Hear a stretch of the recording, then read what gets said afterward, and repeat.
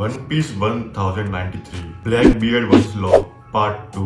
तो अभी तक हमने ब्लैक बियर्ड वर्सेस लॉ की फाइट में ये देखा था कि ब्लैक बियर्ड और लॉ आमने सामने आ चुके हैं और वो एक दूसरे के चक्कर काट रहे हैं। ब्लैक बियर्ड लॉ के सिप पे अटैक करता है और लॉ का सिप धीरे धीरे डूब रहा है बहुत तेजी से, लेकिन उसके क्रू लॉ और लॉ के क्रू में बहुत सारे लोग लड़की बन चुके हैं। जो ब्लैक बियर्ड का क्रू मेंबर है डॉक, उसने एक ऐसी अपनी डेलफुट की पावर यूज की है। जो लॉ है और उसके कुछ क्रू मेट्स हैं वो अब फीमेल बन चुके हैं। उनका जेंडर स्वैप हो चुका है, स्वैप नहीं हुआ है, फ्लिप हो चुका है, फीमेल लॉ। तभी लॉ का एक क्रू मेंबर बोलता है, कैप्टन अभी हमको सरफेस जाना ही होगा, अगर हमने एक हिट ऐसा और लिया तो हम पानी के प्रेशर से ही मर जाएंगे, क्योंकि वो बहुत तेजी से डूब रहे हैं और लॉ की शिप में एक दो छेद पहले हो चुके हैं, तो उसके शिप में पहले ही पानी घुसना चालू हो चुका है। फिर एंट्री होती है लॉ की, फीमेल लॉ की। लॉ, बेपो और लॉ का एक दो क्रू मेंबर और उनका जेंडर फ्लिप हो चुका है। अगर वो मेल थे तो फीमेल बन चुके हैं और फीमेल थे तो मेल बन चुके हैं। वैसे ज़्यादातर सब लोग फीमेल ही बने मेल से, क्योंकि लॉ के क्रू में सिर्फ एक ही फीमेल है। तभी लॉ बोलता है, नहीं सॉरी, तभी फीमेल लॉ बोलती है कि हम बिल्कुल ठीक है, हमें डरने वाली कोई बात नहीं है। हमने जितनी भी योंको से फाइट की है, हमने एक चीज सीख ली है कि तुम किसी भी डेलफुट पावर को ओवरकम कर सकते हो अगर तुम्हारे पास एक ग्रेट डील ऑफ हाकी है तो। और तभी लॉ अपनी हाकी रिलीज करता है और वो फीमेल से दोबारा मेल बन जाता है। जो डॉक है वो बोलता है कि इसने इतनी जल्दी मेरी डिसीज का पता लगा लिया और उसको नलीफाई भी कर दिया। जिस पायरेट की बाउंटी 3 बिलियन बेरी हो, मैं उससे ये एक्सपेक्ट करता हूँ। तभी जो बर्गस है वो अपने डेलफुट का पावर का यूज करता हुआ एक बड़ा सा पहाड़ उठाता है और वो जैसे ही जो लॉ की शिप है वो रिसर्फेस करती है ना, उनके ऊपर वो पहाड़ फेंक देता है। सब लोग बोलते हैं कि बर्गस इतनी जल्दी हमसे आगे कैसे पहुंच गया। फिर जो ब्लैक बियर्ड की शिप का जो स्नाइपर है वो उसको बर्गस को वहां फेंकता है ताकि वो उन पर अटैक कर सके जल्दी से। तो ऐसे बर्गस उनसे आगे पहुंचते थे जल्दी। फिर जो लॉ है वो अपने डेलफुट एबिलिटी का यूज करता है और एक रूम बनाता है। रूम बोलता है वो, एक बड़ा सा रूम क्रिएट होता है और वो उस पहाड़ को तोड़ देता है उससे अपनी एबिलिटी से।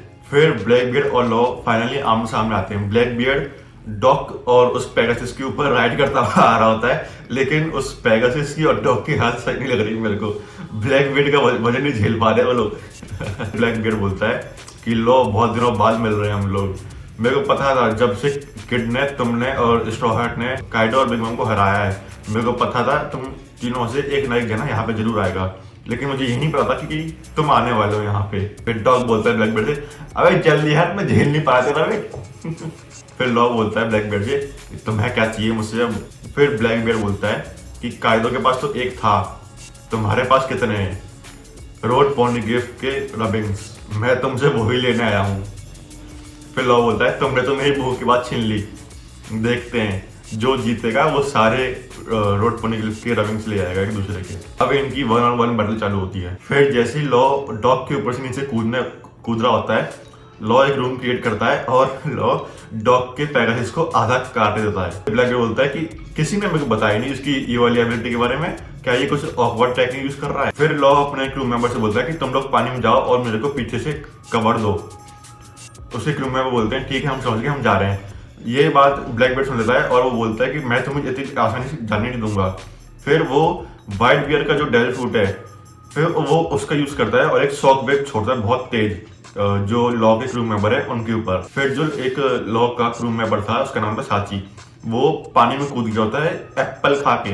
वो कोई ऑर्डिनरी एप्पल नहीं होते हैं, वो एप्पल बम होते हैं। वो इतना मोटा फूल जाता है, फिर वो पानी के अंदर से वो जो एप्पल बम था वो अपने मुंह से थ्रो करता है और जो डॉग था, डॉग का जो पेगासस था स्ट्रॉन्गर, वो आधा कटा हुआ था।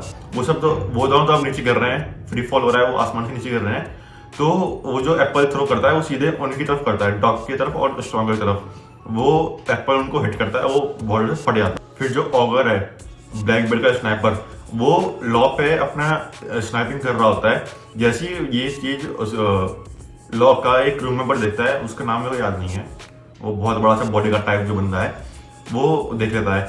फिर वो जैसे वो स्नैप करने वाला होता है, वो लॉ के सामने आ जाता है। लॉ का जो बॉडीगार्ड है, क्रू मेंबर जो है बॉडीगार्ड टाइप, वो लॉ के सामने आ जाता है और वो उसको स्नैप करने से बचा लेता है।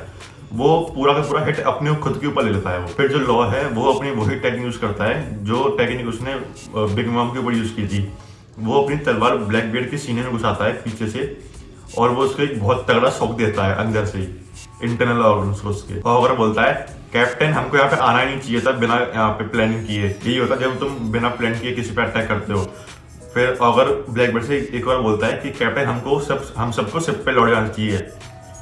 ब्लैकबीयर्ड बोलता है नहीं, अब हमने जो शुरू किया उसको हम खत्म करेंगे और अभी के अभी करेंगे। फिर फाइनली ब्लैकबीयर्ड और लॉ आमने सामने होते हैं एक आइलैंड के ऊपर अकेले, दोनों के दोनों। फिर ब्लैकबीयर्ड और लॉ आपस में एक दो बातें शेयर करते हैं, जहाँ पे लॉ ब्लैकबीयर्ड से बोलता है कि तुम्हारे जितने भी वाइस कैप्टन थे क्या उन सब पे डेल फुट पावर है, और अगर तुम्हारे सारे वाइस कैप्टन पे डेल फुट की पावर है तो तुम्हें तो काफी बड़ा अमाउंट देना पड़ रहा होगा इन सबको ढूंढने के लिए। फिर ब्लैकबीयर्ड बोलता है कि डेल फुट सिर्फ नाम का डेल फुट नहीं है, वो जो पावर हमको देते हैं वो ट्रेड काफी अच्छा है। फिर ब्लैकबीयर्ड के शिप पे अंडर वाटर से अटैक होता है। जो लॉ के जो क्रू मेंबर्स थे, जो साची था जिसने एप्पल बॉम्ब ले लिए थे, वो पानी के अंदर से प्लस कुछ लॉ के कुछ क्रू मेंबर्स और जो पानी के अंदर बहुत अच्छा अटैक कर सकते हैं, वो सब ब्लैकबीयर्ड की शिप पे नीचे से अटैक कर रहे हैं, उसको डुबाने की कोशिश कर रहे हैं। फिर हमको ब्लैकबीयर्ड की शिप के अंदर का जो एक सीन है वो दिखाते हैं, जहाँ पे जो पुडिंग है जिसकी शादी सांझी से होने वाली थी बिग मॉम की बेटी ब्लैक मॉम होने वाला था, बिग मॉम की जो बेटी है वो ब्लैकबीयर्ड ने किडनैप कर रखी है, क्योंकि उसकी जो तीसरी आंख है वो ऐसा बताया गया है कि वो पोनिग्लिफ्स को पढ़ सकती है। तो अभी तक सिर्फ 2 ऐसी लड़कियां हैं, सिर्फ 2 ऐसे पूरे पर्सन है, लिटरली पूरे क्या कहते हैं, पूरे वन पीस वर्ल्ड में जो अभी कैपेबल हैं पोनिग्लिफ्स को पढ़ने के। एक तो रॉबिन है जो सच्ची में पढ़ सकती है, और एक पुडिंग है जो ऐसा बताया गया है कि पढ़ सकती है जब उसकी जो तीसरी आंख की जो पावर है जब वो अवेक होगी तब। अभी का पता नहीं कि वो पढ़ सकती है नहीं पढ़ सकती, इसलिए ब्लैकबीयर्ड ने ये सोचते हुए पुडिंग को किडनैप कर लिया है। फिर पुडिंग एक जेल के अंदर होती है और उस पर एक बंदा निगरानी रख रहा होता है।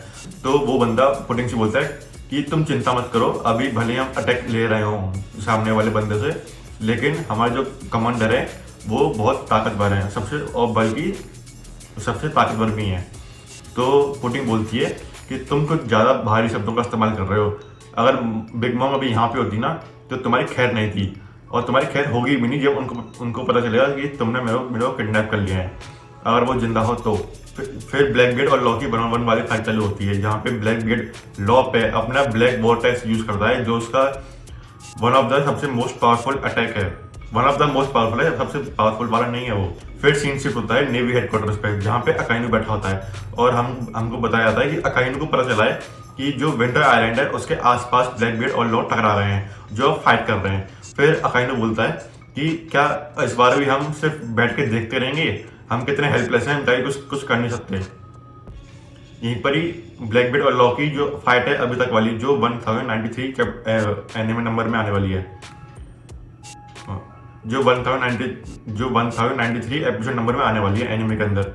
ये सिर्फ मांगा कि मैंने तुम्हें 1063 और 1064 वाला बताया है। इसके बीच में बहुत सारी चीज़ें थी जो उन्हें काट दी हैं, जैसे कि स्ट्रॉ हेड्स की बातें, और जो CP0 है उसमें काकू और लूची की बातें, और एगहेड आइलैंड के बारे में बातें, और बॉन्डी के बारे में बहुत सारी चीज़ें मैं काट दी हैं।